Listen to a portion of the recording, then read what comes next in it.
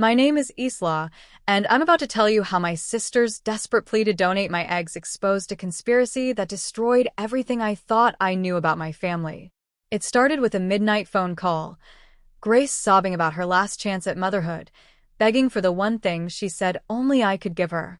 But 3 days into the hormone injections, a fertility counselor pulled me aside in a coffee shop, her hands trembling as she whispered, "Your sister has done this before." The other women, one of them disappeared. What she showed me next made me realize I wasn't saving my sister's dream of having a family. I was about to become her next victim in a plan she'd been orchestrating since we were teenagers. But just before we move back to it, comment where you're watching from, and like, and subscribe for more stories. I never thought I'd be telling this story. Even now, months later, my hands shake when I think about how close I came to losing everything: my health, my future, maybe even my life. My name is Isla Monroe, and this is the story of how my sister's desperate plea for help revealed a darkness I never knew existed in our family. It started on an ordinary Tuesday night in March. I was in my small Portland apartment, working on a logo design for a local coffee shop. My rescue cat, Machi, was curled up on my desk, occasionally batting at my stylus pen. The rain tapped against the windows in that gentle northwest rhythm I'd grown to love. My life wasn't glamorous, but it was mine. 6 months had passed since I discovered my fiancé Nathan's gambling addiction and ended our engagement. I was finally feeling like myself again, creating art, taking on new clients, rebuilding my savings. Then my phone rang at 11 p.m. I almost didn't answer. Grace never called this late. My older sister lived by a strict schedule, up at 5 a.m. for yoga, in the office by 7, home by 8 p.m. for a glass of wine and case review. She was a senior associate at Whitfield, Barnes & Associates, Portland's most prestigious law firm. Everything in Grace's life ran like clockwork. "Isla." Her voice was thick, strangled. "I need you." My stomach dropped. The last time I'd heard Grace cry was 8 years ago, at Dad's funeral. Even then, she'd maintained her composure during the service, only breaking down afterward in the car. "Grace, what's wrong? Are you hurt? Is Daniel okay?" Daniel was her husband, an investment banker who worked even longer hours than she did. They lived in a massive house in the West Hills, all glass and modern angles, the kind of place that looked more like an art installation than a home. "Can you?" She paused, and I heard her take a shuddering breath. "Can I come over? Please? I know it's late, but I can't do this alone." "Of course." "Grace, you're scaring me. What happened?" "I'll explain when I get there." 20 minutes. She hung up before I could respond. I spent those 20 minutes pacing my apartment, imagination running wild. Was Daniel leaving her? Had someone died? Been diagnosed with something terrible? Grace and I weren't particularly close. We loved each other, but in that obligatory way of sisters who'd taken different paths.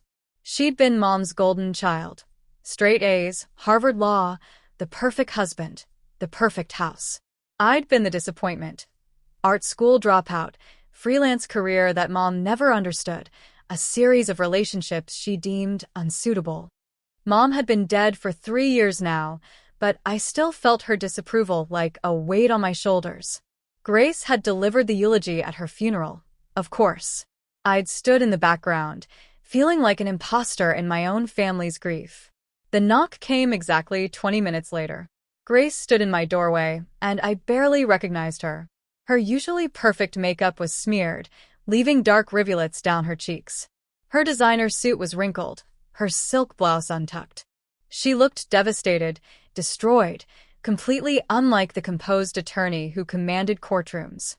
"Oh, Isla," she whispered, and then she was in my arms, sobbing against my shoulder. I guided her to my second-hand couch, the one she'd wrinkled her nose at when she'd helped me move in 2 years ago. Now she collapsed onto it like it was a life raft. I made her tea, chamomile, the same kind Mom used to make when we were upset as children. Grace held the mug with both hands, staring into it like it might hold answers. "It's over," she finally said. "Everything I've worked for, everything I've planned, it's over." "What's over?" "Grace, please talk to me." She looked up, and the devastation in her eyes made my chest tighten. We can't have children. I can't have children. 7 rounds of IVF, Isla. 7. We've spent everything, our savings, Daniel's bonuses, my partnership advance. And today the doctor told me my egg reserve is completely depleted. Premature ovarian failure, he called it. Like I'm some kind of machine that's broken down. I reached for her hand. It was cold, trembling. Oh, Grace. I'm so sorry. 5 years, she continued, her voice rising. 5 years of hormones and procedures and hope and disappointment. Do you know what it's like to fail at the one thing that should be natural? The one thing our bodies are supposedly designed to do. I didn't know. At 28, children were still an abstract concept for me, something for someday that felt very far away. But I could see the pain in my sister's face, the way this had hollowed her out. The adoption waitlists are 3 to 5 years, she said. And after everything we've spent on IVF, we can't afford surrogacy. International adoption is basically impossible now with the new regulations. And I'm 34, Isla. By the time we get through an adoption process, I'll be almost 40. Her phone buzzed on the coffee table. She glanced at it, and something flickered across her face. Irritation? Fear? She flipped it face down. Where's Daniel? I asked. Shouldn't he be with you for this? He's processing, she said quickly. You know how he is with emotional things. He needed space to think. That seemed odd. Daniel had always struck me as supportive, maybe overly so. At family dinners, he'd always been the one refilling Grace's wine glass, rubbing her shoulders, asking if she needed anything. But then, I didn't really know their marriage. Grace kept that part of her life carefully compartmentalized. She was looking at me now with an intensity that made me uncomfortable. I recognized that look. It was the same one she'd worn in high school when she was about to ask for something big. Like when she needed me to lie to Mom about where she'd been the night she snuck out to a college party. Or when she wanted me to turn down art school so Mom wouldn't be disappointed in both of us. Isla, she said slowly, I need to ask you something. Something huge. And I need you to really think about it before you say no. My stomach tightened. Okay. I need your eggs. The words hung in the air between us. I stared at her, sure I'd misheard. My what? Your eggs. For IVF. You're young, healthy. We're sisters. The baby would still be partly me, genetically. It's our only chance, Isla. Our only chance to have a family. I pulled my hand back. Grace, that's huge. I don't know if I could. Please. She grabbed my hands, holding them tight. Please, just think about it. I know it's a lot to ask. I know it's not fair. But you're my sister. My only sister. And this is my last chance at being a mother. Her phone buzzed again. And again. She didn't even glance at it this time. Her eyes locked on mine. Grace, the hormones, the procedures. And what about later? Seeing a child at every family gathering who's biologically mine but not mine? That's complicated, that's. It wouldn't be weird, she said quickly. The child would only know you as Aunt Isla. We'd never tell them. It would be our secret, just between us. And I'd make sure you were compensated for everything. The time off work, the medical procedures, everything. That stung. I don't want your money, Grace. I know. That's not what I meant. She was crying again now, silent tears sliding down her cheeks. Do you remember when Nathan's gambling came out? Who was there for you?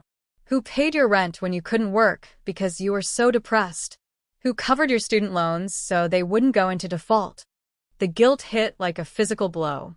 She was right. Grace had saved me during the worst period of my life. She'd been the one to hire the private investigator who'd uncovered Nathan's debts. She'd been the one to help me move out, to set me up in this apartment, to make sure I didn't lose everything. That's not fair, I whispered. I know it's not. None of this is fair. But I'm desperate, Isla. I'm drowning. She reached into her purse and pulled out something that made my breath catch. Our mother's pearl necklace. The one she'd worn every Sunday to church, the one she'd promised to pass down to her first granddaughter. Mom would be devastated. Grace said softly, running her fingers over the pearls. To know the family line might end with us. She wanted grandchildren so badly. Remember how she used to talk about it? How she'd teach them to garden, to bake her famous apple pie. The guilt was suffocating now. Mom had always made it clear that I disappointed her, dropping out of college, pursuing art, dating men she deemed unsuitable. Maybe this was my chance to finally do something right by our family, even if Mom wasn't here to see it. I need time to think, I said. Of course. Of course. Grace wiped her eyes, suddenly looking more like herself. There's a consultation appointment at the Prestige Fertility Center in 2 weeks. Just come with me. Just hear what they have to say. That's all I'm asking. Her phone buzzed again. This time, she grabbed it, and her face went pale. I have to go, she said abruptly, standing up. Grace, wait. We should talk more about. Daniel's texting. He needs me home. She hugged me, tighter than she had in years. Just think about it, Isla. Please. You're saving my life. You're saving our family. And then she was gone, leaving me alone with my swirling thoughts and the lingering scent of her expensive perfume. I sat on my couch for hours that night, staring at nothing, feeling the weight of family obligations settling on my shoulders like a familiar shroud. 2 weeks later, I found myself walking into the Prestige Fertility Center, my thrift store dress feeling shabby against the marble and glass opulence. Grace was already there, back in her armor, a perfectly pressed power suit, every hair in place. The broken woman from my couch had vanished, replaced by the sister I recognized. Controlled, composed, commanding. You came, she breathed, relief flooding her face. I said I would. The clinic was intimidating in its perfection. Everything was white and chrome like a space station or an expensive spa. The receptionist had that particular brand of beauty that seemed medical, flawless skin, perfect teeth, an ageless quality that spoke of excellent genes or excellent doctors. The Whitfield appointment, Grace said. Dr. Brennan is expecting us. I noticed she didn't use my name, just hers. Already, I was being erased from my own story. Dr. Harold Brennan appeared within minutes, which seemed unusual. Weren't doctors always running late? He was in his 50s, silver-haired, with the kind of tan that came from golf courses rather than beaches. His handshake was firm, his smile practiced. Grace, he said warmly, touching her shoulder in a way that seemed too familiar. So wonderful to see you again. And this must be your sister. He barely looked at me as he said it, his attention focused on Grace like she was the only person in the room. But then his eyes flicked to me, and something in his expression made me uncomfortable. The family resemblance is striking, he said. Very striking indeed. We were ushered into his office, all leather and dark wood, diplomas covering one wall. Grace sat forward in her chair, eager. I hung back, uncertain. I've reviewed your files, Dr. Brennan said, though I noticed he was looking at Grace, not me. Everything looks very promising. Your sister is an ideal candidate, young, healthy, similar genetic profile. We could begin the hormone protocol immediately. Wait, I said. Don't we need to discuss things first? The risks, the process. He waved his hand dismissively. All standard, all very safe. Grace has the paperwork prepared. Grace pulled out a thick folder, sliding it across to me. I've filled out most of it, she said. Just need your signatures. I opened the folder. The documents were dense with medical and legal jargon. Consent forms, waivers, agreements I couldn't begin to understand. I need time to read these. Grace checked her phone. I have a deposition at noon. Can't you just sign them? I've reviewed everything. It's all standard. Grace, these are legal documents about my body. I'm reading them. Dr. Brennan and Grace exchanged a look I couldn't interpret. Where's Daniel? I asked suddenly. Shouldn't he be here for this? Emergency meeting in New York, Grace said quickly. He'll be back next week. Dr. Brennan shifted in his chair. We'll need his sample when he returns, of course. Something about the way he said it, the way Grace's jaw tightened slightly, made me wonder if Daniel even knew about this appointment. Now, Dr. Brennan continued, We'll need to do a physical examination today, get your baseline hormones, start you on the stimulation protocol. The faster we move, the better the chances of success. Today, I felt railroaded. I haven't even agreed to anything yet. But you're here, Grace said, and there was something desperate in her voice. Isla, please. Every day we wait is a day wasted. I'm not getting any younger. A knock on the door interrupted us. A woman entered, mid-30s, professional blazer, nervous smile. I'm Kelly Harper, the fertility counselor. I'll need to meet with Isla privately before we proceed. It's protocol. Grace's face darkened. Is that really necessary? We're sisters. We've discussed everything. It's required, Kelly said, and I noticed her hands were trembling slightly. She was afraid of something. Or someone. Fine, Grace said curtly. When? I have an opening next week, Kelly said, looking directly at me for the first time. Tuesday at 2 p.m. Would that work, Isla? I nodded, grateful for the reprieve. But Grace wasn't done. We should at least do the physical exam today, she insisted. And start the hormones. We can't afford to waste a cycle. Before I could protest, I was whisked away by a nurse to an examination room. The nurse, Monica, was friendly but seemed distracted. As she took my blood pressure, she said something odd. You're the second Monroe sister we've seen this month for donation screening. My blood went cold. I only have one sister. Monica's face flushed. Oh, I must be mixing up files. Sorry, it's been a long day. But her eyes darted nervously, and I knew she wasn't confused at all. She was trying to tell me something. The physical exam was thorough, invasive. They took what seemed like dozens of vials of blood.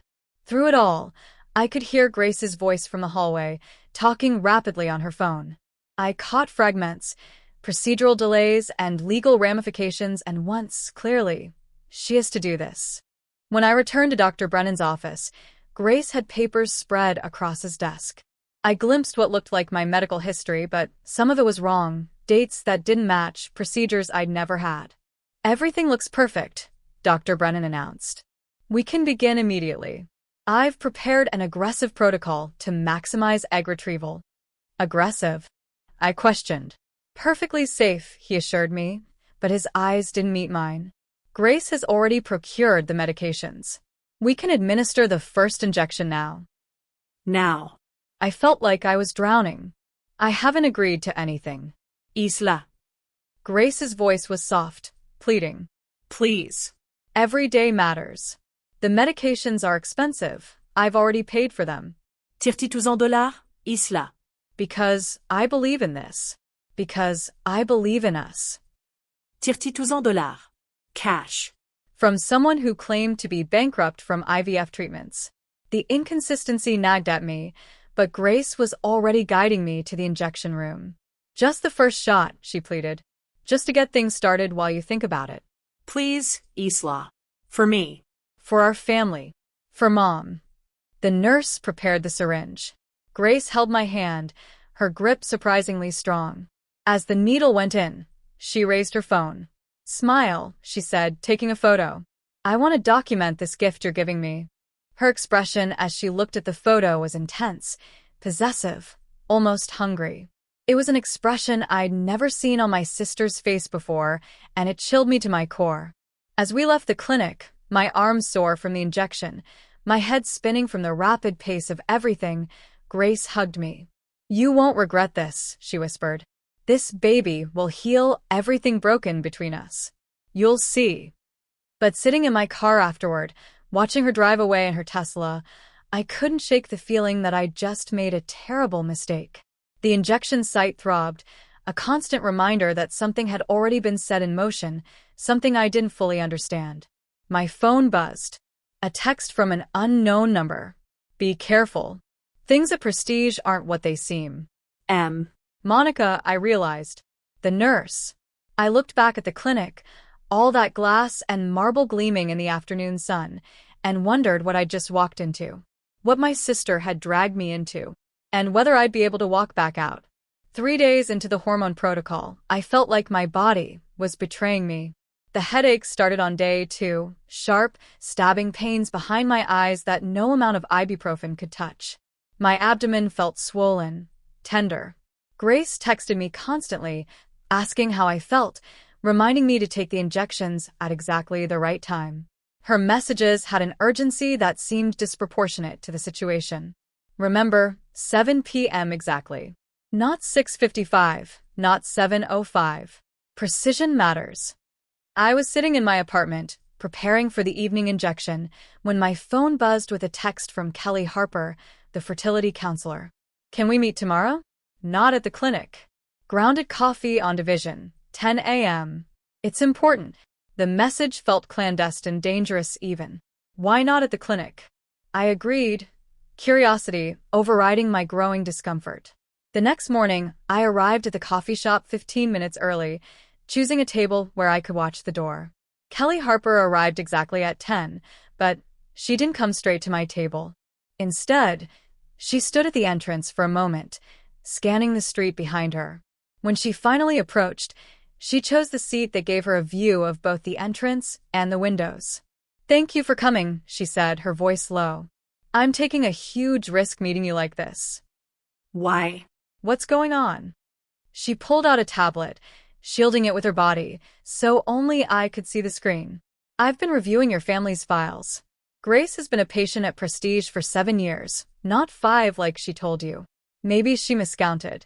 Isla, she's not there for infertility treatment. Never has been." Kelly's fingers moved across the screen, pulling up documents. "See this red sticker on her file? It means psychological monitoring required. We only use that for patients with documented mental health concerns that could affect treatment outcomes." My stomach dropped. What kind of concerns? I can't access the full psychiatric records, they're sealed. But I found something else. She pulled up another screen. "Grace has attempted to get eggs from 3 other donors before you. All of them withdrew at the last minute. Each one filed complaints about feeling manipulated and unsafe." "Who were they?" "The names are redacted, but I can tell you they were all women in their 20s, all with financial vulnerabilities. One was a single mother struggling with debt.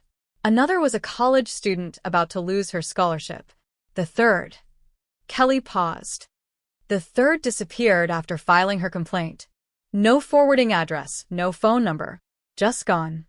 My hands were shaking as I reached for my coffee.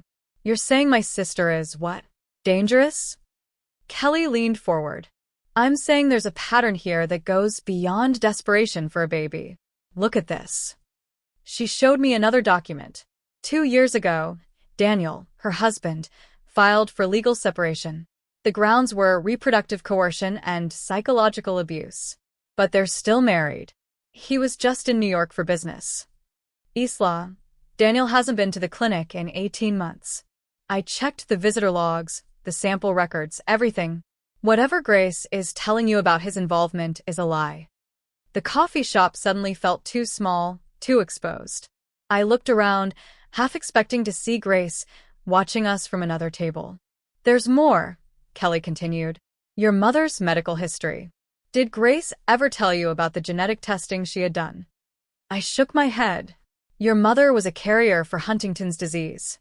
It's a degenerative neurological condition that manifests in early childhood when both parents are carriers. Grace tested positive as a carrier 7 years ago. When Daniel tested positive too, their chances of having a healthy biological child together became effectively 0, 25% chance the child would have the disease. That's when Grace started pursuing egg donation. She never told me any of this." "Of course not. Because this isn't about having a baby anymore if it ever was. This is about control. About winning. About taking what she thinks she deserves." Kelly glanced at her watch nervously. "I have more to show you, but first, have you noticed any unusual symptoms from the hormones?" "Headaches, bloating, some nausea. Grace says it's normal." Kelly's face went pale. "The protocol she has you on, I reviewed it last night. It's not standard. It's an experimental high-yield extraction protocol meant for cancer patients who need to preserve eggs before chemotherapy. The hormone levels are 3 times normal. It could cause permanent damage to your ovaries, maybe even ovarian hyperstimulation syndrome, which can be fatal. Fatal. The word came out as a whisper. Grace wrote the legal disclaimers for this protocol herself. She knew exactly what she was putting you on. Kelly pulled up another document. And there's an insurance claim investigation. Someone's been filing claims under your name for fertility treatments you never received. The payments were going to an account that traces back to a shell company Grace created. She's been stealing from me? She's been stealing from insurance companies, using your identity. That's federal fraud. Kelly looked around again, then back at me. There's something else. The nurse, Monica, she tried to warn another donor last year. Grace had her almost fired, threatened to destroy her career. The comment about seeing another Monroe sister? That was Monica trying to warn you, without violating her NDA. My phone buzzed. Grace. How are you feeling? Remember, injection at 2 p.m. today. I can come help if you need. I showed Kelly the message. She grabbed my hand. Stop taking the hormones. Today. Right now. Get a lawyer, not one from Grace's firm, obviously. Document everything. And Isla. She stood up, gathering her things. Be careful. I don't know what Grace is capable of, but the other women who crossed her, things happened to them. Lost jobs, ruined credit, leaked personal information. One woman's ex-husband suddenly got full custody of her kids after anonymous tips about her mental instability. As Kelly prepared to leave, she noticed something outside and froze. Black Audi, across the street. Is that? I looked. It was Grace's assistant's car. Kelly ducked down, pulling her hood up. I have to go. If Grace finds out I talked to you. She didn't finish the sentence. Call me if you need help, but use a different phone. And Isla? Dr. Brennan is in on this. Grace's firm is representing him in a medical board investigation. She's blackmailing him. That's why he's going along with all of this. She slipped out the back entrance, leaving me alone with the devastating truth about my sister. I went home and immediately stopped the hormones. The relief I expected didn't come. Instead, the symptoms got worse. By that evening, I was vomiting, my vision blurring. I called an urgent care clinic across town, not wanting to risk anywhere Grace might have connections. The doctor there, a young woman named Dr. Patel, was horrified when she saw my hormone levels. These levels are dangerous, she said. You're showing signs of ovarian hyperstimulation syndrome. Who prescribed this protocol? I couldn't bring myself to say my sister tried to poison me. It's complicated. You need to stop immediately. These levels could cause permanent damage, maybe even organ failure. I'm going to prescribe some medications to help your body regulate, but if the symptoms get worse, go to the ER immediately. That night, I lay in bed, feeling like my body was on fire from the inside. Grace called 6 times. I didn't answer. Her texts grew increasingly frantic. Isla, where are you? You missed your injection time. This is important. Call me back. I'm coming over. I deadbolt my door and turned off all the lights, pretending I wasn't home. I heard her key in the lock. When had I given her a key? But the deadbolt held. She knocked, called my name, waited. Finally, after 20 minutes, she left. The next morning, I knew I needed answers. Real answers. And there was only one place to find them: Grace's house. I waited until Wednesday, when I knew she had court all day. Daniel was supposedly still in New York. I still had my spare key from when I'd house sat for them 2 years ago. My hands shook as I turned it in the lock, half expecting alarms to blare. The house was eerily quiet. More than quiet, abandoned. The living room looked perfect, staged like a magazine spread, but there was dust on the coffee table. In the kitchen, the refrigerator held only condiments and a bottle of wine. No real food. Nobody was living here, not really. I climbed the stairs to the master bedroom. Grace's side was pristine, clothes organized by color, shoes in clear boxes. Daniel's side was empty. Not just empty, cleaned out. The drawers were bare, the closet held only hangers. How long had he been gone? Down the hall, I found a locked door. It took me 20 minutes of searching to find the key, hidden inside a hollowed-out law textbook in Grace's home office. My hands trembled as I turned it. The room took my breath away. It was a nursery. But not just any nursery. This was enshrined to an imaginary child. The walls were painted soft yellow, with hand-stenciled butterflies dancing toward the ceiling. A white crib sat in the center, made up with expensive linens. The closet was full of baby clothes, organized by size from newborn to 2T, all with tags still on. Some of the receipts were 7 years old, but it was the walls that made my blood run cold. They were covered in charts, medical documents, fertility tracking spreadsheets dating back years. And photos. So many photos. Photos of me at different ages. My high school graduation, college years, recent ones from my Instagram. Each one had notes in Grace's handwriting. Good bone structure, healthy complexion, strong genetic markers. There was a photo from my engagement party to Nathan. Grace had circled my face and written, "Peak fertility window. Need to act soon." In the closet, behind the baby clothes, I found file boxes. Inside were journals, dozens of them, dating back 15 years. I opened one at random. May 15th, 2016. Isla's eggs are wasted on her. She doesn't understand their value. She throws away her fertility on that gambling addict while I, who would be the perfect mother, am left with nothing. It's not fair. It's not right. But I can fix this. I just need to make her understand she owes me. Another entry from last year. September 3rd. The Coleman woman was a disappointment. Inferior genes, despite her appearance.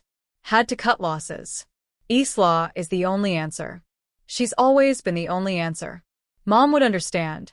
Mom would want me to have what's mine. Coleman.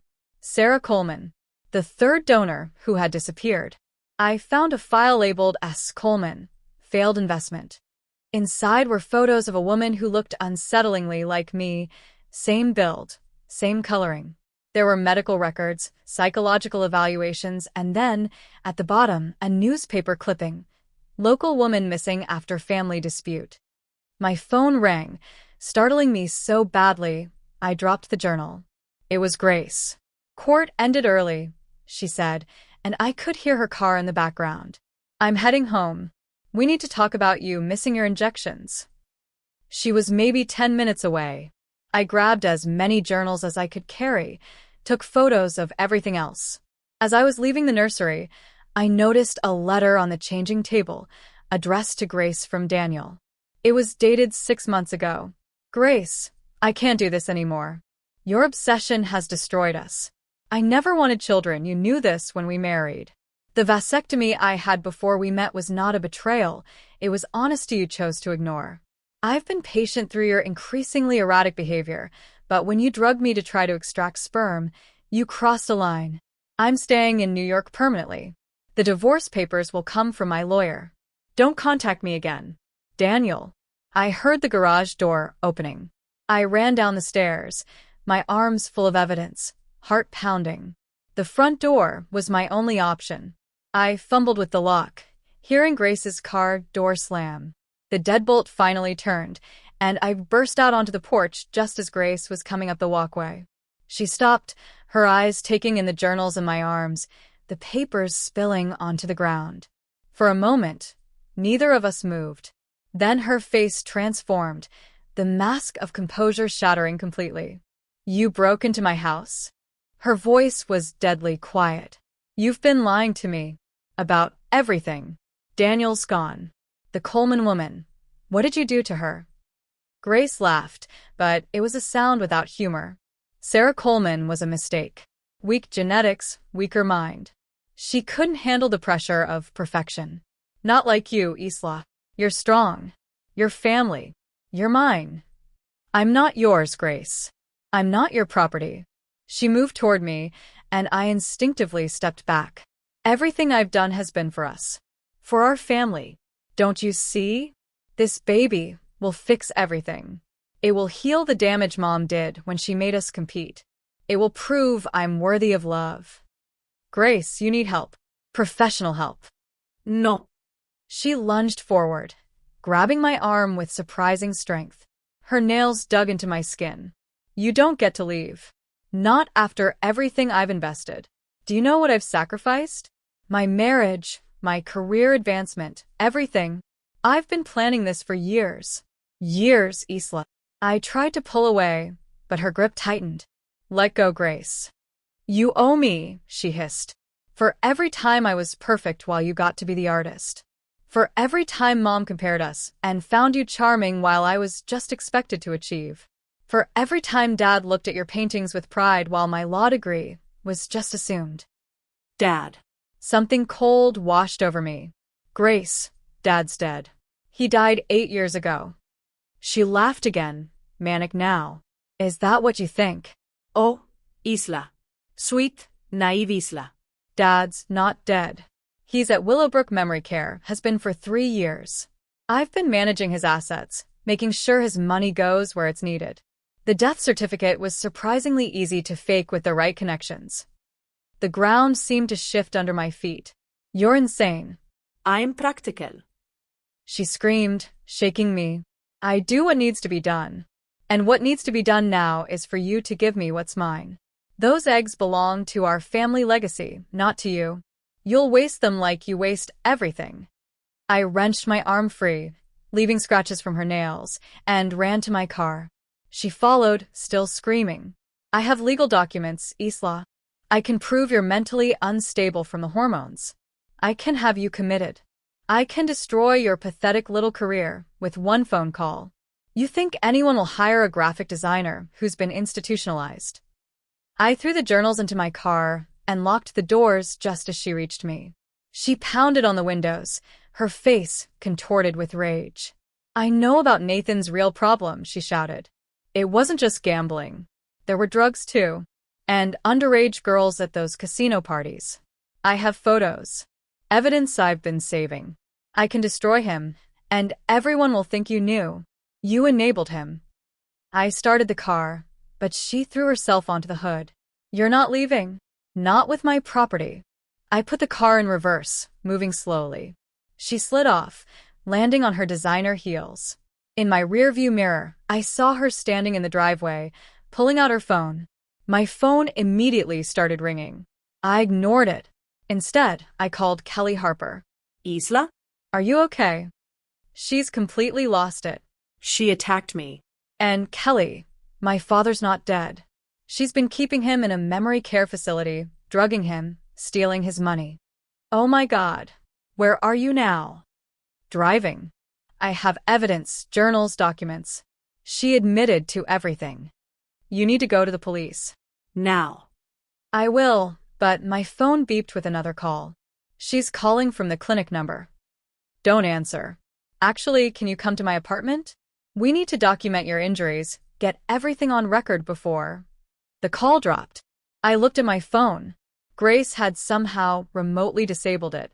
The screen was black, unresponsive. I drove to Kelly's apartment complex, constantly checking my mirrors for Grace's Audi. Kelly was waiting in the parking lot, and she gasped when she saw my arm. We need to photograph these injuries, she said, leading me inside. And call the police from my phone. But as she reached for her phone, it rang. Dr. Brennan's name appeared on the screen. Don't answer, I said. I have to. If I don't, I'll lose my job. She put it on speaker. Kelly, Dr. Brennan's voice was tight. We have a situation. Grace Whitfield has checked herself in for an emergency retrieval procedure. She says her sister has had a psychotic break and gave full consent before becoming violent. She has documentation. Kelly and I looked at each other in horror. That's impossible, Kelly said. Isla's right here with me. There was a pause. Then you both need to get to the clinic immediately. She's already in pre-op. If she's using forged consent forms, we need to stop this before. The line went dead. Kelly grabbed her keys. We have to go. Now. She's going to try to harvest her own eggs and claim they're yours. With forged documents and Brennan under her thumb, she might actually get away with it. As we ran to her car, I saw a black Audi pulling into the complex. Not Grace's, her assistant's. They're watching us, I said. Let them watch, Kelly said, starting the engine. We're about to expose everything. But even as we raced toward the clinic, I couldn't shake the feeling that we were already too late. Grace had been planning this for years, and I'd only just discovered the game she was playing. The worst part was the sinking realization that everything, my ex-fiancé's exposure, my struggling business, my isolation, had all been orchestrated by the one person I should have been able to trust. My sister. My blood. My perfect, psychotic sister who believed she owned me, down to my very DNA. Kelly drove like our lives depended on it, which maybe they did. Her knuckles were white on the steering wheel as she wove through Portland traffic, running yellow lights and taking corners too fast. I gripped the door handle. Grace's journals scattered across my lap, my arms still bleeding from where her nails had broken skin. She can't really do this, can she? I asked. Use my identity for a medical procedure? She's a lawyer with forged documents and a doctor she's blackmailing, Kelly said, swerving around a slow-moving truck. She's absolutely capable of it. The question is whether we can stop her in time. My mind was racing, trying to process everything. You said she checked herself in for an emergency retrieval. But I haven't been taking the hormones for days. The timing doesn't make sense. Kelly's face was grim. Unless she's been taking them herself. Isla, the hormone protocol she had you on, someone with medical knowledge could self-administer it. If she's been preparing her own body while setting you up, the implications hit me like a physical blow. She was never planning to use my eggs. She was going to harvest her own and claim they were mine. With forged consent forms saying you donated them, she'd have legal claim to the embryos.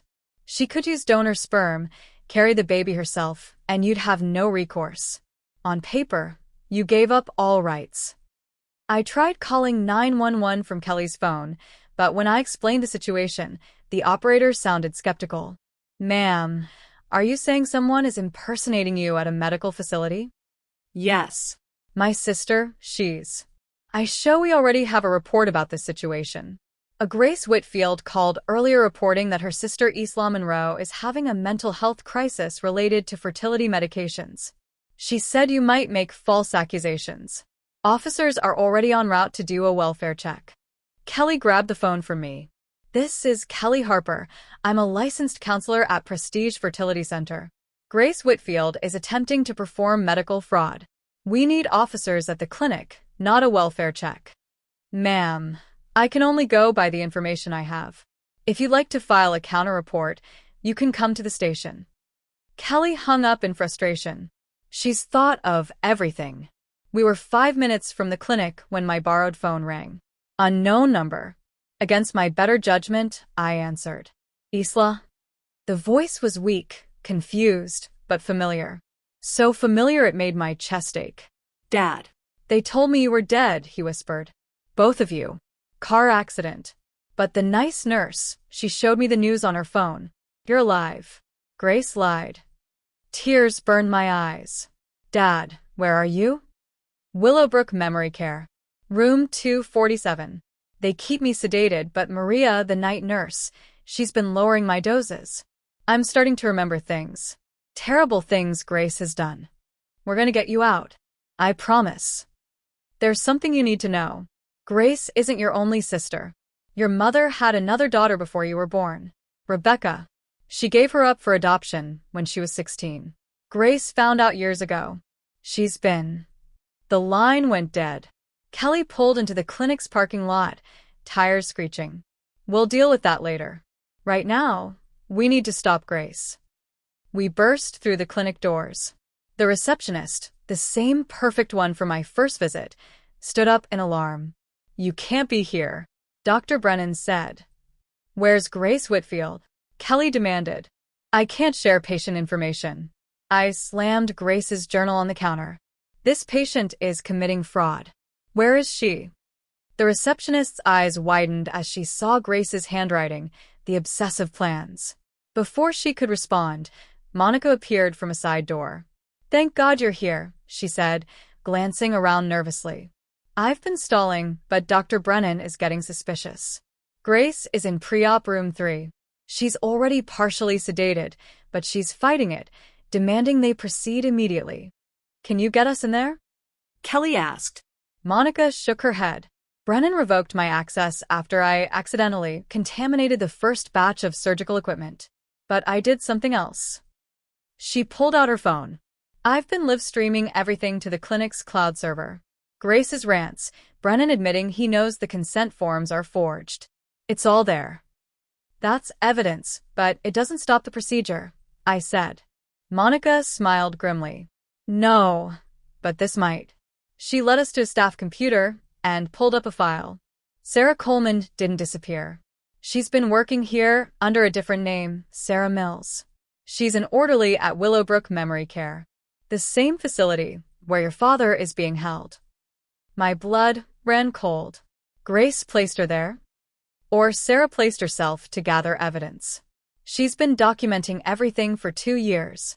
Elder abuse, medical fraud, forged death certificates. She contacted the FBI last week. As if on cue, the clinic doors burst open again. Federal agents flooded in, weapons drawn, badges visible. Behind them, a woman I recognized from the photos in Grace's nursery, Sarah Coleman. Federal agents. Everyone freeze. The receptionist screamed. Dr. Brennan emerged from his office, face pale. Harold Brennan, the lead agent, said, "You're under arrest for medical fraud, conspiracy, and violation of federal healthcare laws." Wait, Brennan stammered. I was coerced. Grace Whitfield has evidence of my tax evasion. She threatened. We know, Sarah Coleman said, stepping forward. I've been recording everything for 2 years. Your confession just now was the last piece we needed. I grabbed Sarah's arm. My sister, she's in pre-op. Sarah's expression softened. We know. Agents are heading there now. We ran down the hallway, following the sound of Grace's raised voice. Through the observation window of pre-op room 3, I could see her on the gurney, partially sedated but fighting the medical staff. You don't understand, she was slurring. This is my last chance. My only chance. I've planned everything perfectly. An agent was trying to explain her rights while a nurse attempted to remove her for. Grace saw me through the window and her eyes blazed with fury and something else, desperation. Isla, she screamed. Tell them you promised. You owe me. You've always owed me. I entered the room, the agents allowing me through. Grace reached for me with trembling hands. Please, she whispered, and for a moment, she looked like my sister again. The one who'd taught me to ride a bike, who'd held me when our grandfather died. Please, Isla. I just wanted to be a mother. Is that so wrong? Not wrong, I said softly. But what you did to get there was. Her face contorted. Easy for you to say. You have everything. Youth, fertility, Dad's love. Did you know he has a painting you did in 3rd grade in his room? 3rd grade. None of my achievements are there. Just your stupid, childish art. Grace, I said, Dad's alive because of Sarah. She's been protecting him from you. Grace's eyes darted to Sarah, who stood in the doorway. You, she hissed. You were supposed to disappear. I did, Sarah said calmly. Right into the perfect position to document your crimes. 2 years, Grace. 2 years of recording your visits to your father, your threats to other residents, your financial fraud. I have everything. Grace started laughing, high and manic. You think you've won? You have no idea what I know. What I've hidden. Mom's first daughter, Rebecca. I destroyed her life. Anonymous harassment for years. She tried to kill herself last year. Did you know that? Our perfect hidden sister, the OBGYN who can't even have children of her own. The sedatives were taking effect now, her words becoming slurred. I found her when I was 25. Mom never knew. I made sure she suffered for being the first. For being the one Mom really wanted. She looked at me, eyes struggling to focus. There's more, she whispered. So much more. Under the nursery floorboards. Everything about you, Isla. Every man you dated that I paid to leave. Every job I sabotaged. Every friend I turned against you. I kept records. Insurance. Her eyes closed, and she mumbled one last thing. Check Mom's safety deposit box. Bank of America. I'm not the only monster in this family. The medical staff sedated her fully then, and the agents took over. I stood there, shaking as the magnitude of her confession sank in. My entire adult life had been orchestrated by my sister's invisible hand. Kelly put her arm around me. Come on, let's go find your father. The drive to Willowbrook Memory Care was a blur. Sarah Coleman, I couldn't think of her as Sarah Mills, rode with us, filling in the gaps. I was desperate when Grace found me, she said.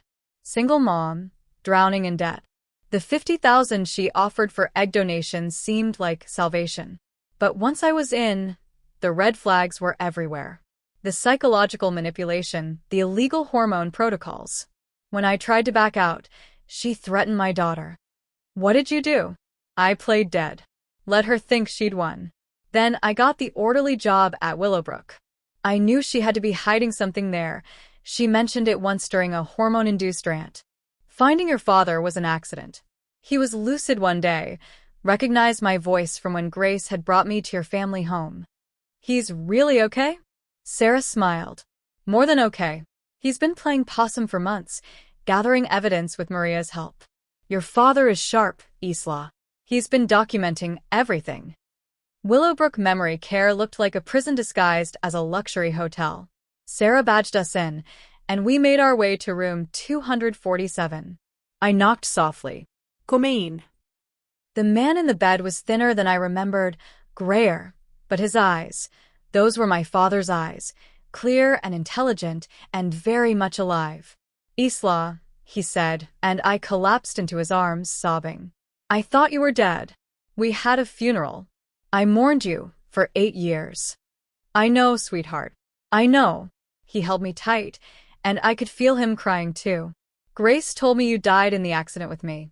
Told me your mother had died too. For years, I believed her. The drugs made everything foggy. Mom did die, I said. 3 years ago. Cancer. His face crumpled. I know. Maria showed me the obituary last month. I never got to say goodbye. Dad, what happened? How did she do this? He sighed, looking older than his 72 years. After your mother died, Grace insisted I move in with her. For my health, she said. She started giving me medication for anxiety, then depression, then memory issues. Each pill made me worse. By the time I realized what she was doing, I was too compromised to fight back. She had power of attorney. She controlled everything. But the death certificate. Forged. Like everything else Grace touches. He reached for a box under his bed. Maria and I have been collecting evidence. Bank statements showing Grace stealing my pension. Videos of her visits where she admits to keeping me drugged. And this. He pulled out a worn envelope. Your mother's confession. She gave it to me before she died, made me promise to give it to you and Grace together. I never got the chance. I opened it with trembling hands. My dear daughters, if you're reading this, I'm gone, and it's time you knew the truth. I had another daughter when I was 16. Rebecca. My parents forced me to give her up, threatened to disown me if I ever contacted her. The loss broke something in me that never healed. Grace, I pushed you so hard because I was terrified of losing you too. Every achievement was proof you wouldn't be taken away.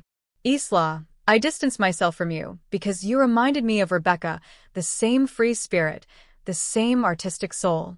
I was a coward. I was a terrible mother to all 3 of you. I've left Rebecca's adoption records in my safety deposit box, along with letters I wrote but never sent. I pray someday you'll find each other and break this cycle of pain. All my love and regrets, Mom. I looked up to find Sarah recording everything on her phone. Evidence, she explained. Through the window, I saw federal agents arriving. One of them entered, the lead agent from the clinic. Mr. Monroe, we need your statement about the false death certificate and imprisonment. Dad nodded. I'll tell you everything. But first, I need to know, is Grace going to be okay? Even after everything, he was still her father. Still worried about his damaged daughter. She's in custody, the agent said. Psychiatric evaluation pending. The list of charges is extensive. Can you help us find Rebecca? I asked. Our other sister? The agent nodded. We've already located her. Dr. Rebecca Foster in Eugene. She's been receiving harassment for years from anonymous sources, We now know we're your sister. She's agreed to testify. The next few hours were a whirlwind. Dad gave his statement. Sarah provided 2 years of recordings. Kelly submitted the clinic's records. Monica turned over the live stream files. The scope of Grace's crimes was staggering: medical fraud, identity theft, elder abuse, false imprisonment, insurance fraud, conspiracy, attempted murder. As the sun set, I found myself in Dad's room with Sarah and Kelly. Dad was holding my hand, finally free from the drugs that had clouded his mind for years. "Grace called while you were with the agents," he said softly. "From the psychiatric ward." "What did she say?" "She asked if the baby would have been beautiful." He squeezed my hand. "She's sick, Isla. Has been for a long time. Your mother and I, we missed the signs. We failed her." "She made her choices, Dad." Yes. But mental illness complicated those choices. The prosecutor says she's looking at 45 years if convicted. She'll likely take a plea deal with psychiatric treatment. Sarah's phone buzzed. She looked at it and gasped. "Rebecca Foster just responded to my message. She's driving up from Eugene tonight. She wants to meet you both." I thought about the strange path that had led us here. 3 sisters, hidden from each other, manipulated by a fourth who was consumed by her own pain. Grace had orchestrated so much suffering, but in her twisted way, she'd also brought us together. "Grace's lawyer is here," Monica said from the doorway. "He says she wants to make a full confession in exchange for treatment instead of prison." Let her, Dad said. Maybe confession will be the first step toward healing. But I knew better. Grace's confession would be just another manipulation, another attempt at control. The real healing would come from those of us she'd hurt, finding each other in the wreckage of her obsession. That night, as I sat in Dad's room waiting for Rebecca to arrive, I pulled out one of Grace's journals. An entry from 10 years ago caught my eye. "Family is possession. Love is control. If I can't have their love freely, I'll take it by force. I'll make them need me so much they can never leave." That's what Mom did with her guilt. That's what I'll do with my power. We're all just trying to avoid abandonment in the end. I closed the journal, understanding finally that Grace's story was a tragedy of her own making. She'd been so afraid of being left behind that she'd pushed everyone away. In trying to control love, she'd destroyed it. Tomorrow, I would meet my eldest sister. Tomorrow, we would begin building something new from the ashes of Grace's empire. But tonight, I sat with my father, alive, free and mine again, and let myself grieve for the sister I'd lost long before I ever knew she was gone. The irony wasn't lost on me. Grace had wanted a baby to heal our broken family. Instead, her destruction had brought together the family she never knew existed, one built not on blood and obligation, but on survival and choice. In the end, that was the family that mattered. Sarah squeezed my shoulder. "Rebecca just texted. She's an hour away." I looked at my father, at Sarah who'd become an unexpected sister, at Kelly who'd risked everything to save me, at Monica who'd stood up to power. This was my family now. The one Grace had unknowingly created through her cruelty. "Let her come," I said. "We have a lot to talk about." Through the window, I could see the Portland skyline lighting up against the dark sky. Somewhere in that city, Grace was in a psychiatric ward, possibly sedated, definitely facing the consequences of years of manipulation. But here, in this room that had been a prison, we were free. The real story, I realized, wasn't about Grace at all. It was about what came after. How you rebuild when someone has systematically destroyed your life. How you learn to trust when family has betrayed you. How you create something beautiful from the ugliest truth. My phone, Kelly had gotten me a new one, buzzed with a message from the FBI agent. "Your sister's house has been searched. We found extensive documentation under the nursery floorboards as she indicated. You may want to prepare yourself." The scope of her surveillance and manipulation goes back 15 years. 15 years. Half my life orchestrated by a sister I thought I knew. Every failure, every loss, every moment of self-doubt potentially traced back to Grace's invisible hand. But as my father squeezed my hand, as Sarah showed me pictures of her daughter, who she'd fought so hard to protect, as Kelly pulled up resources for trauma counseling, I realized something Grace never understood. You can't control love. You can only receive it or reject it. And in trying to force it, Grace had rejected the very thing she'd wanted most.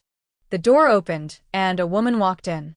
She looked like our mother, the same eyes, the same way of carrying herself. But there was something else there too, a strength born from surviving years of anonymous torture. "I'm Rebecca," she said simply. "I hear we're sisters." I stood up, extending my hand. I'm Isla.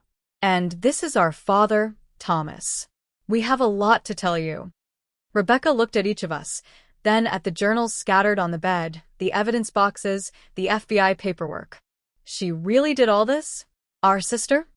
"She's sick," Dad said gently. "She has been for a long time." Rebecca nodded slowly. "The emails, the packages, the dead animals left at my clinic, that was all her?" "All her," Sarah confirmed.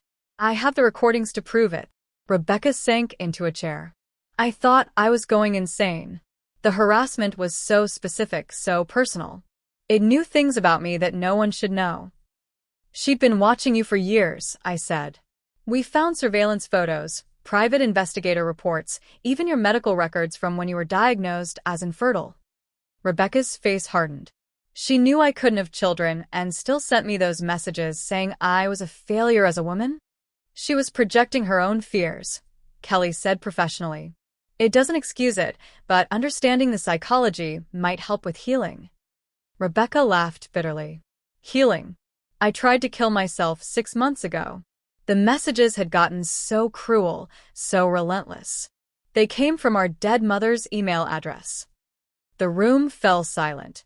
Dad reached for Rebecca's hand. I'm sorry. "I'm so sorry we couldn't protect you from her." "You were drugged and imprisoned," Rebecca said. "We were all her victims." "Not anymore," I said firmly. "Now we're survivors. And we're family, the real kind, where we choose to be here for each other." Rebecca looked at me, and I saw our mother in her eyes, not the cold, distant mother I'd known, but the teenager who'd been forced to give up her first child and never recovered. "Family," she repeated. "I've been alone for so long." "Not anymore," Sarah said. "If this experience has taught me anything, it's that family isn't about DNA. It's about who shows up when everything falls apart." As we sat there, 3 sisters united by trauma, a father freed from captivity, and the friends who'd become family, I thought about Grace alone in her psychiatric ward. She'd wanted so desperately to create a family, to control love, to fill the void our mother's coldness had left in all of us. But families aren't created through force or manipulation or control. They're built one choice at a time, one act of courage at a time, one moment of showing up at a time. Grace had never understood that. Maybe she never could. The night stretched on as we shared our stories, piecing together the full picture of Grace's manipulation. With each revelation, the web became clearer. A sister so damaged by our mother's emotional absence and impossible standards that she'd become a monster herself, perpetuating the cycle of pain she'd been trying to escape. By dawn, we had a plan. Rebecca would move to Portland temporarily, staying with Sarah while she testified. Dad would move in with me while we sorted through the legal mess of his resurrection. Kelly would help us all find appropriate therapy. Monica would testify about the medical fraud. And Grace? Grace would face justice, but more importantly, she would face treatment. Because despite everything she'd done, she was still my sister, still Dad's daughter, still a human being who'd lost her way so completely that she destroyed everything she'd claimed to love. As the sun rose over Portland, casting golden light through the windows of Willowbrook Memory Care, I realized that Grace's story was ending, but ours was just beginning. We were a strange family, bonded by trauma, but choosing to build something better. The real gift Grace had unknowingly given us wasn't the pain or the trauma, it was each other. In trying to possess us, she'd freed us. In trying to control us, she'd united us. In trying to create her perfect family, she destroyed herself, but given us the chance to create something real.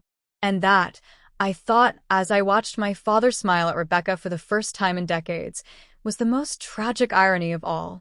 6 months. That's how long it took for the full scope of Grace's crimes to be cataloged, documented, and prepared for trial.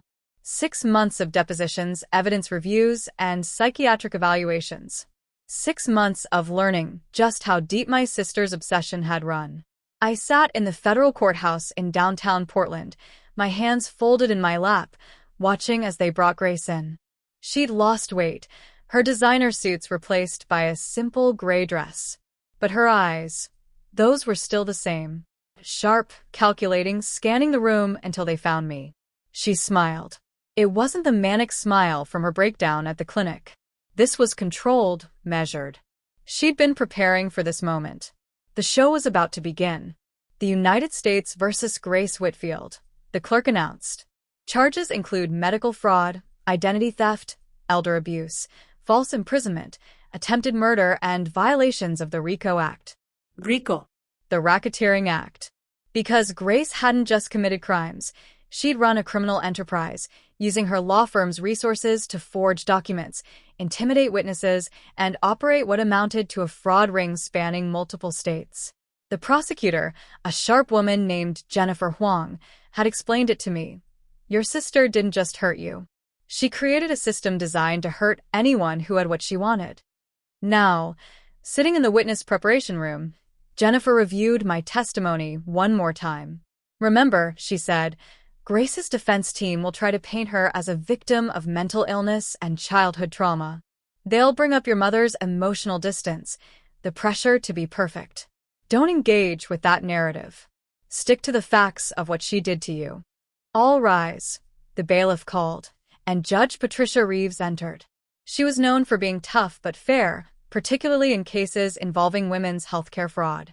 Grace's defense attorney, Marcus Whitman, someone from outside her firm, since they'd all abandoned her, stood up. Your Honor, we'd like to enter a plea of not guilty by reason of insanity. The gallery erupted in whispers. I felt Rebecca's hand grip mine. She'd flown in from Eugene, closing her practice temporarily to be here. On my other side sat our father, finally looking healthy after months of proper care. Ms. Whitfield, the judge said, do you understand the plea your attorney has entered? Grace stood, and her voice was clear, confident. I understand perfectly, Your Honor. My actions were the result of a psychotic break caused by fertility medications and undiagnosed personality disorders stemming from childhood trauma. It was perfectly delivered. The victim, not the perpetrator. Jennifer Huang stood. Your Honor, the prosecution has evidence that Ms. Whitfield's crimes were methodical, planned over 15 years, and executed with full knowledge of their illegality. This was not insanity. This was calculated cruelty. The trial began. The first week was medical testimony. Dr. Brennan, wearing an orange jumpsuit and testifying as part of his plea deal, detailed how Grace had blackmailed him. She had evidence of my tax evasion, he said, not meeting anyone's eyes. But more than that, she had photos, fabricated but convincing, that could have destroyed my marriage. She said if I didn't cooperate with the egg retrieval scheme, she'd release everything. And you knew the consent forms were forged? Jennifer asked. Yes. She showed me how she'd done it, actually. Seemed proud of her work. Said her legal training made her an expert at document creation. Grace's attorney tried to spin it. Isn't it true that Ms. Whitfield was taking the same dangerous hormones she prescribed for her sister? Wouldn't that affect her judgment? She started those only in the last month, Dr. Brennan replied. The planning went back years. Then came Sarah Coleman's testimony. She walked to the stand with quiet dignity, her 2 years of undercover work finally being revealed. Ms. Coleman, Jennifer began, can you describe your first interaction with Grace Whitfield? She found me through a single mother's support group online. I'd posted about my financial struggles. She private messaged me, offering $50,000 for egg donation. It seemed like a miracle. What happened when you tried to withdraw from the agreement? Sarah's voice stayed steady. She threatened to call Child Protective Services with anonymous tips about drug use, which was false. She said she had connections who could take my daughter away. She also threatened to expose a juvenile record I'd had expunged. How did she know about that? She'd hired a private investigator. She had a file on me inches thick. Every mistake I'd ever made. Every vulnerability. The defense tried again, but Ms. Whitfield never actually harmed you, did she? Sarah looked directly at Grace. She tried to poison me when she found out I'd lied about my family medical history. The vitamin injection she gave me caused liver damage I'm still recovering from. The gallery gasped. This was new information, not in the original charges. Grace's face remained impassive, but I saw her hands clench. My testimony came on day 3. As I walked to the stand, Grace leaned forward, her eyes locked on mine. I could almost hear her thoughts. Remember, you owe me. I made you who you are. Ms. Monroe, Jennifer began gently, can you describe your relationship with your sister before these events? We were distant but loving. She was the successful one, the one who took care of things. I trusted her completely. When did she first approach you about egg donation? I told the story. The late-night visit, the tears, the manipulation using our dead mother's memory. But it was when Jennifer showed the evidence from Grace's journals that the courtroom really reacted. On the screen appeared page after page of my sister's handwriting. Isla's eggs are wasted on her. She owes me for years of covering her failures. If I can't have my own child, I'll have hers. It's only fair. Started sabotaging her freelance work today. 3 client complaints should make her desperate enough to need my money. Ms. Monroe, Jennifer said, were you aware your sister was sabotaging your career? Not until we found these journals. I thought I was just failing. The defense attorney stood for a cross-examination.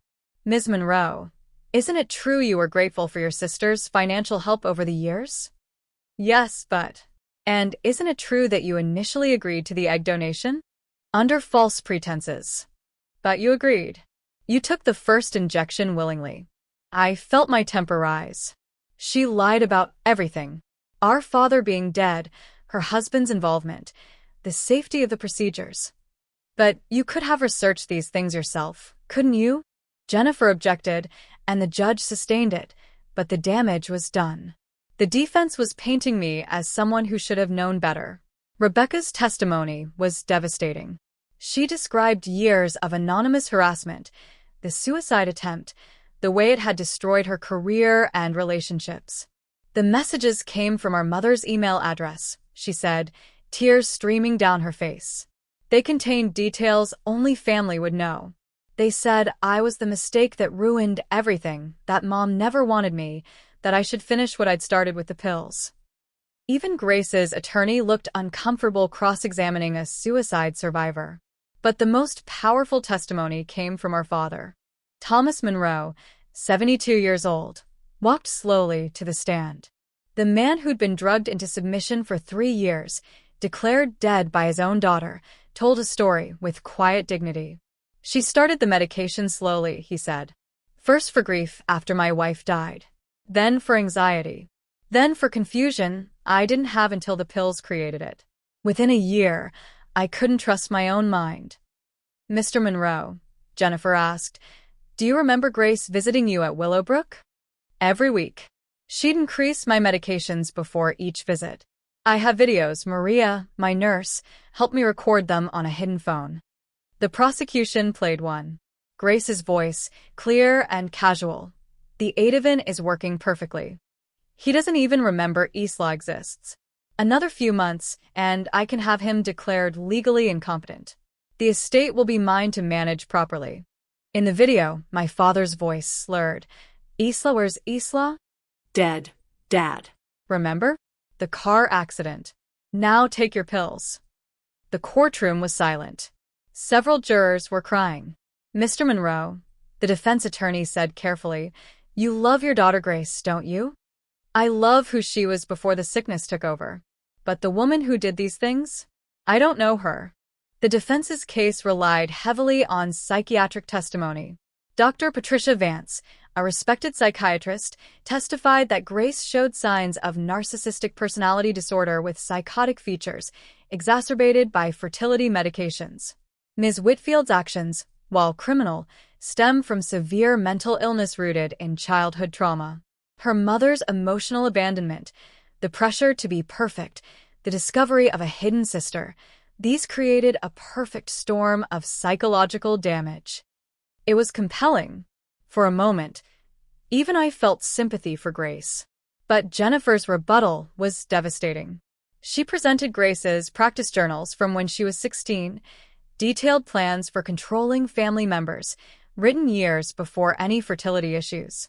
This wasn't mental illness causing crimes, Jennifer argued.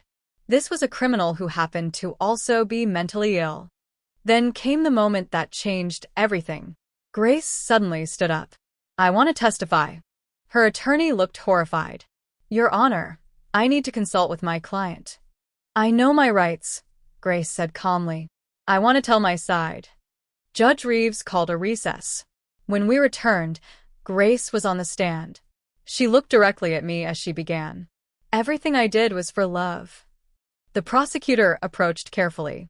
"Ms. Whitfield, you've pleaded not guilty by reason of insanity. Are you saying you didn't know your actions were wrong?" "I knew they were illegal, but they weren't wrong. Isla wasted her fertility on men who didn't deserve her. Our father loved her art more than my achievements. Rebecca got to be Mom's secret regret while I had to be her public perfection. I was just balancing the scales." "So, you admit to the crimes?" "I admit to taking what was mine." Grace's composure cracked slightly. "Do you know what it's like to be perfect? To never make mistakes because one failure means you're not worthy of love? I earned that baby through years of being everything everyone wanted. Isla got love for free, just for existing. That baby was my payment." The courtroom was stunned. Even her attorney put his head in his hands. "Ms. Whitfield," Jennifer pressed, "are you saying you believe you had a right to steal your sister's eggs?" "I'm saying," Grace's voice rose, "that family is about sacrifice. I sacrificed everything for them. It was Isla's turn to sacrifice for me." She looked at me again, and for the first time, I saw it. The break in her mind where love had become ownership, where family had become possession. "You would have been the aunt," she said to me, almost pleading. "The cool, artistic aunt. The baby would have had the best of both of us. Why couldn't you see that?"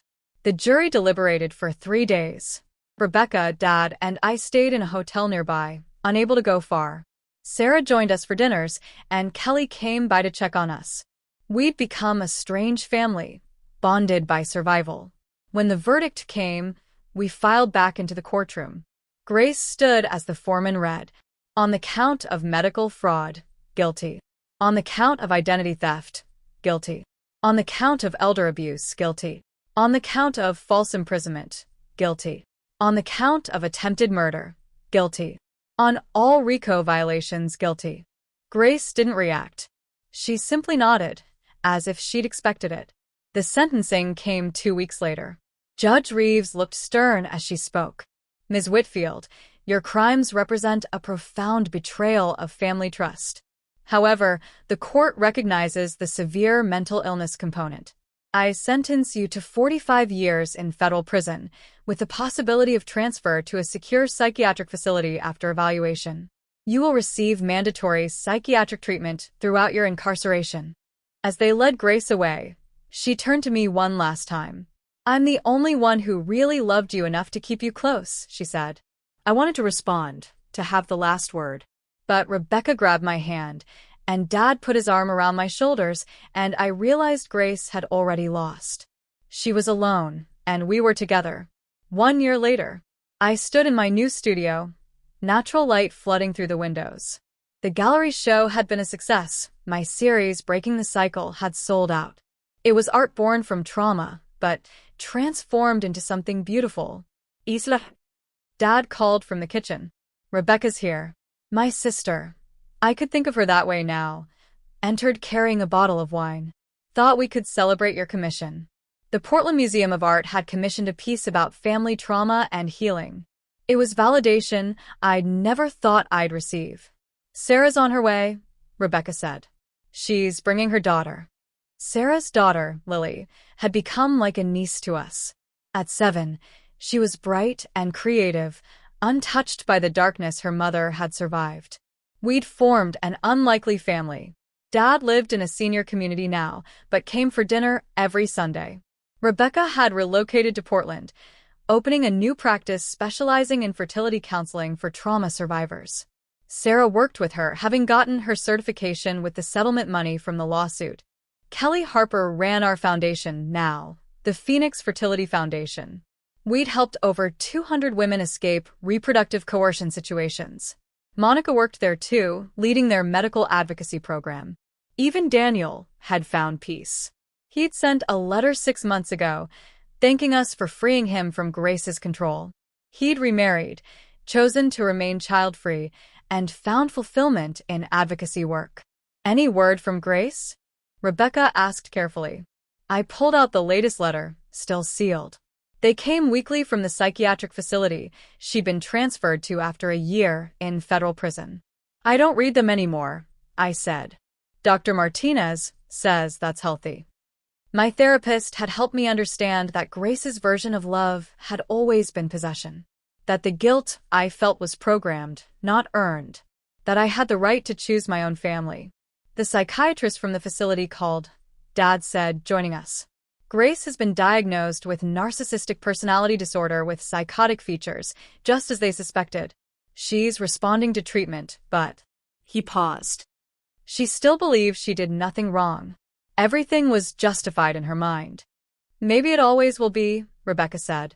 Some people can't be fixed, only contained. The doorbell rang. Sarah entered with Lily, who immediately ran to show me her latest drawing. As I knelt to admire it, I thought about children, a topic I'd been avoiding since learning about the damage from Grace's hormones. The test results came back, I said quietly, after Lily had run off to play. The damage is permanent. Reduced egg reserve, early menopause likely. The room fell silent. Then Rebecca spoke. You know there are other ways to be a mother. I know. Actually, I've been approved as a foster parent. There's a teenager, Emma. She's an artist. Been in the system for 3 years. I meet her next week. Dad's eyes filled with tears. That's wonderful, sweetheart. Grace would hate it, I said, then caught myself. Sorry. I'm trying not to make decisions based on her anymore. It's hard, Sarah said. She's like a ghost in every choice we make. But we're choosing differently, Rebecca added. That's what matters. That evening, we had dinner in my apartment, the one I decorated myself, without hand-me-downs or guilt. Dad told stories about our mother that he'd never shared before, humanizing the woman whose coldness had created Grace's desperation. Rebecca talked about her childhood with adoptive parents who'd loved her completely. Sarah shared Lily's latest achievement at school. We should invite Marcus, Rebecca said suddenly. Marcus Bauer, the lawyer who'd helped us pro bono through the civil suits. We'd been having coffee for 6 months now, taking things slowly. He understood trauma, understood the need for boundaries. Maybe next time, I said, blushing. He's good for you, Dad said. Patient. Kind. Nothing like Nathan, I finished. Who? It turns out Grace paid to date me and then exposed when I was getting too happy. We'd found that in her journals too. Every relationship I'd had, orchestrated or destroyed by Grace's invisible hand. It should have made me unable to trust, but instead it freed me. None of my failures had been real. I could start fresh. My phone buzzed. An unknown number, but I recognized the area code of Grace's facility. Hello. Isla. Grace's voice was different. Medicated probably, but also smaller. I wanted you to know I'm getting better. The doctors say I'm making progress. Grace, you're not supposed to call. I know. I bribed someone. Old habits. A pause. I wanted to say, no, I needed to say, the baby wouldn't have been beautiful. It would have been trapped. Like we were. Like I still am in my own mind. Grace. I dream about her sometimes. The daughter I wanted so badly. She has your eyes and my ambition. And she hates me. Even in my dreams, she hates me for who I am. The line went dead. I looked at my chosen family, all watching with concern. She's never called before, I said. Progress, Rebecca suggested. Or manipulation, Sarah countered. Maybe both, Dad said sadly. With Grace, it was always both. 5 years later, the gallery was packed. Breaking the cycle, 5 years later was opening, and everyone who mattered was there. Dad, now 77, stood proud by my largest piece. Rebecca and her partner, James, admired the sculpture I'd made from Grace's journals, shredded, reformed, transformed into something beautiful. Sarah and Lily, now 12 and fierce, studied the interactive piece about choosing your own family. Kelly and Monica were there, the foundation having grown to help thousands. And Emma, my daughter in every way that mattered, stood beside me as reporters asked questions. She'd aged out of foster care into my home, then into my heart. Now 21, she was having her own art show next month. Ms. Monroe, a reporter asked, your sister was released to a halfway house last month. Any comment? Grace. Out after 5 years with good behavior and psychiatric improvement. Living in a facility in California, forbidden from contacting any of us, working as a clerk in a law library. I wish her peace, I said simply. Marcus squeezed my hand. We'd married 2 years ago, a small ceremony with our chosen family. He'd proposed in the studio, surrounded by art born from pain but transformed into beauty. The last piece, another reporter said, pointing to a covered canvas. What is it?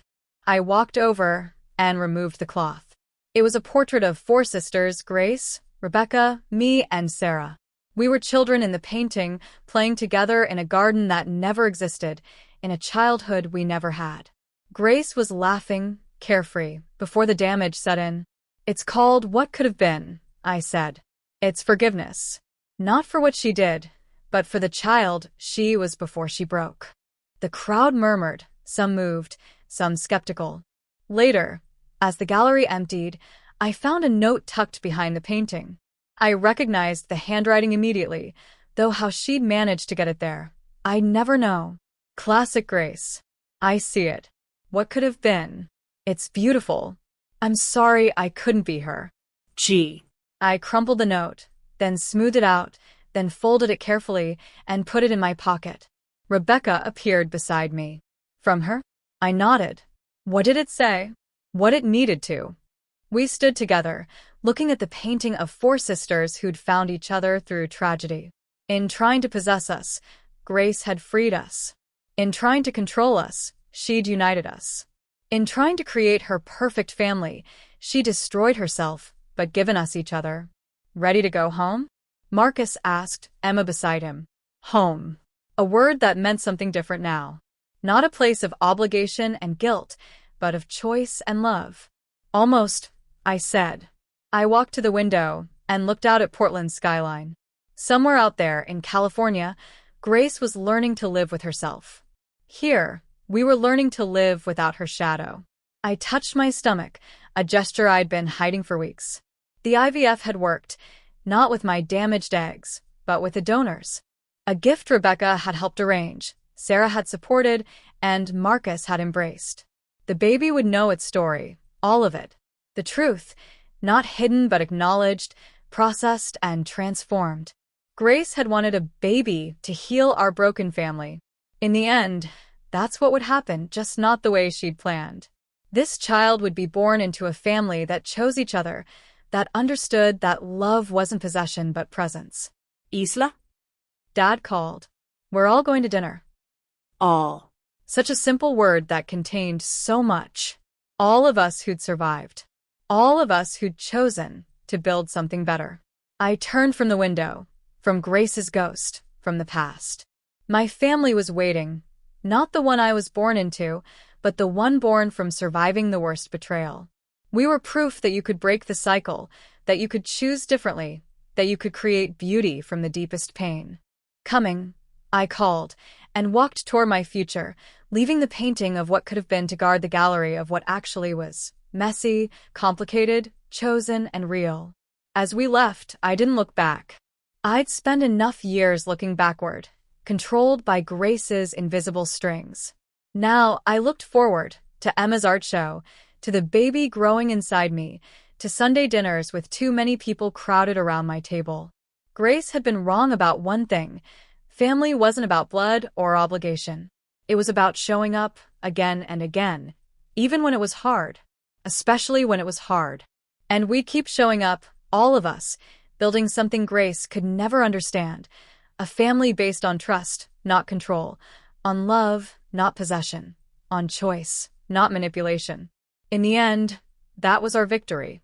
Not that Grace was imprisoned, but that we were free. If someone you loved was destroying your life to save their own, would you have the strength to stop them, even if it meant losing them forever? Let me know your thoughts in the comments below, and don't forget to subscribe for more stories about the dark secrets hidden in family bonds.